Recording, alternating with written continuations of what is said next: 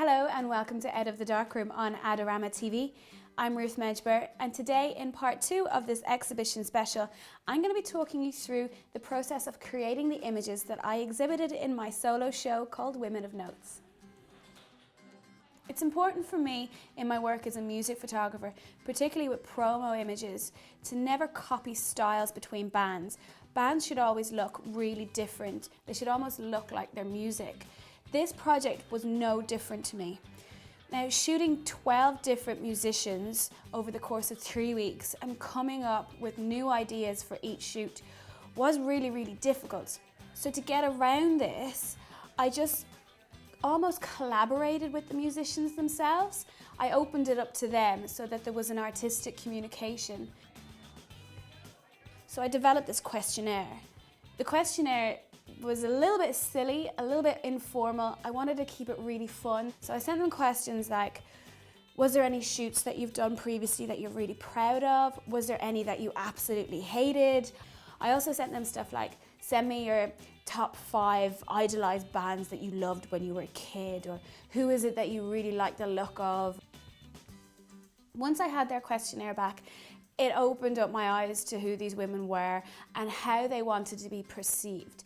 That's really important to me. It was really important for these women to come to the exhibition opening, see their photograph on the wall, and not look at it like a complete stranger. Go, yeah, Ruth got me. She got my style. She got my music. She understood what I'm about, and I'm proud of this picture. Once the women are proud and happy with their image, and so am I, to be honest. Once I had a clear sense of what these images should look like and how the women should be perceived, I then invited the women into the studio for the shoot. Now, it's really important, and I always say this time and time again, that the studio has a nice, warm, inviting atmosphere.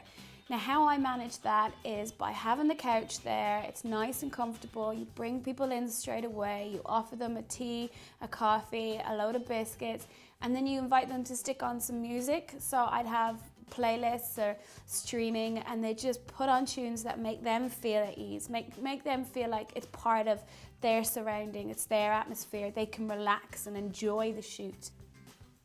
Make sure that they know you know what you're doing as well. So speak confidently about your project. Say, this is the project, this is who's involved, this is how it's going to look like. It's going to be so empowering, so positive, so everything. And these women are going to want to give you their best in front of their camera. Another thing that I'm always saying is compliment people who are standing there in front of you. They're quite nervous. Every musician I have in front of my lens are nervous. So you have to make sure that they're doing okay, that they're not frightened, and that they're not a little bit, on edge. And it just makes people a little bit warmer, a little bit easier to get along with in the studio. One of the ways of making the images look a little bit different from each other is introducing props. This image of Soak, who's a really great musician here in Ireland, I made it look a little bit different by introducing polystyrene hands. Now, I'm one of those people that goes around the shops or browses online and picks up random props and saves them in a big cupboard. Maybe doesn't know why they're doing it, but for Soak, I had all these hands and I arranged them all in a weird shape, and I kind of thought it would make a lot of sense if it looked like the music industry was grabbing her, because the thing about Soak is that she's really young, but then the main thing about this picture is that she's looking so cool and confidently down the lens with this little glint in her eye that she's like, I got this, I can handle this. It's very simple. There is a teeny tiny bit of photoshopping because I ran out of hands on the structure, so if you'll notice, a couple of them are added in afterwards, but when you saw them up on the wall, you wouldn't notice anything like that. Another use of props in this exhibition was this image of Saint Sister. When the girls got back to me with their questionnaire, they had indicated that they wanted to be shot in somewhat of a dream, so very floaty, very soft focus, very much matching their music. So what I did was I just sparked the idea of fairy lights, and then also to give this hazy filter almost to it, I literally just picked up a couple of meters of muslin fabric, threw it over the girls themselves, and created this very soft effect. There's absolutely no Photoshop going on in this image. It's exactly how it was captured in the lens. The lens, though, is not quite your industry standard lens. I actually used a broken lens. I have this really old 50mm 1.4 lens that's been knocking around in my camera bag for about 15 years, and it's broken. It's really broken. It gives these mad hazes and glares, and it's really soft, and you can rarely focus it.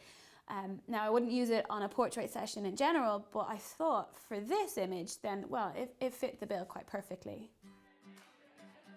Smoke machines can be a great prop. Sometimes their effect can be really, really overwhelming.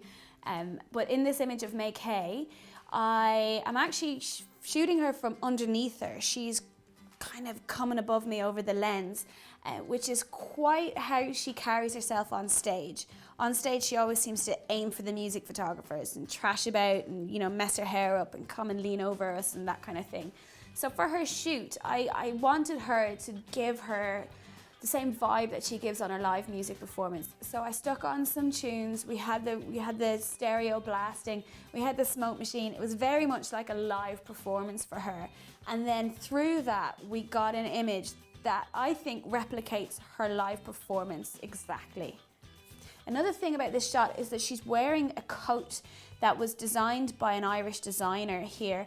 And it was important for me in this show to bring in as many different influences as I could to show off all the talent that we have here.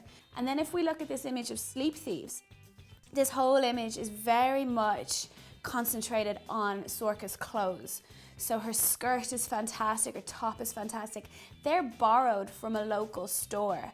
And you'll find that if you want to style your images and your musicians, but you don't have a stylist working with you due to budget constraints, you can contact some of your local designer boutiques and say, can I borrow your clothes for a couple of hours?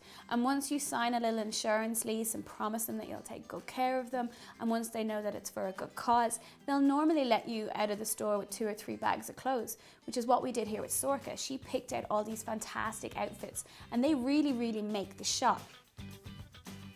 I took inspiration from what she had picked from the clothes store. So she was saying, I want to dress all in black and be super glam.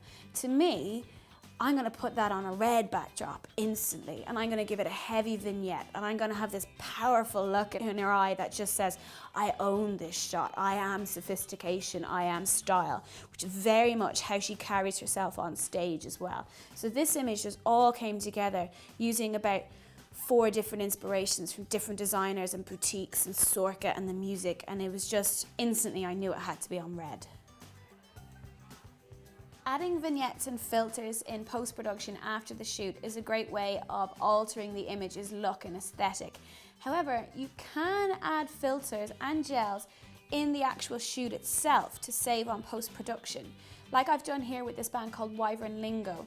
What I've done is I've added a pink filter on one side and a blue filter on the other side, and actually had no white light at all on the day. The backdrop that they're standing in front of is actually white, but there's so much colour in the lighting that you don't see it at all. The only thing I'd say with this technique is that the gels can create some really harsh kind of lines and shadows, so I had to retouch these a little bit more than I would with normal images just to soften those lines out a bit. Now, as standard, I'm not a photographer that favours a lot of post-production. I think it's mainly because I'm not that comfortable doing it, but I knew a lot of these images, I knew a lot of the ideas I had in my head could only be created in post. Take this image of Heather's, for example. So it's a kind of a cut and paste collage, I suppose, of 2 images. And the great thing about Heather's is that they're twin sisters. They're non-identical twin sisters. So when you have them side by side, you can easily spot the differences. But what I wanted to do was merge the two girls together so that we would really highlight the similarities and also the differences between their faces, so that we'd acknowledge that they're 2 people, but they're working as one band. And I think just having the black and white versions of it worked quite well. Obviously, it could only happen in post-production, which is fine. I don't mind using that as a tool. I do hire a retoucher from time to time because I'm just not that comfortable doing so much retouching. I like doing everything in front of my lens. So I hire a retoucher, and I have this really great retoucher who comes in, and I'll say to her, this is what I want this to look like, and I might have sketches or examples, that kind of thing. In particular for this image of Lisa Hannigan, which you'll see is a double exposure. Now, it's not a double exposure that I could have done in camera at the time, because due to time restrictions and that kind of thing, plus, you know, the exposure is quite different. One of them's in studio and one of them's out on the seafront. So doing that in camera will be quite tricky. But I knew exactly how I want this image to look. So once you know what you want, you can very easily then find a retoucher who will work alongside with you. And my retoucher is great because she's just so meticulous and so patient, where I'm not. I just, you know, draw on things and go, it'll do. But she's brilliant. She takes the time and she listens to me, and together we make portraits that both of us can be really proud of. But she takes what's inside my brain and puts them out there into the real world. And without her, to be honest, these post-production images wouldn't have happened. This image of Sinead White, I'm gonna come clean and say, we totally just ran with an idea that we had. The whole shoot process might have taken us a little bit longer than the rest of them, but I think it worked out well in the end. Sinead had sat down with us and told this great story of how she was supporting a different musician, and he came up to her after and said, oh, you can be quite aggressive on stage. And that's totally out of character for her. She's not an aggressive person. So we got her to smear her lipstick off and just rant, just scream out to the side of the frame. And it's probably one of my favorite images of the show, because it just shows pure emotion and this response to words that someone had said. And it really tied in the whole context of what the show is about. Sometimes doing an exhibition like this, you really want to push the boundaries and do something exciting and new that people might not have seen before. But there's other times when a traditional portrait really makes the most sense, depending on the person that you're shooting. These sisters that go under the name Feather and Loa are a perfect example of that.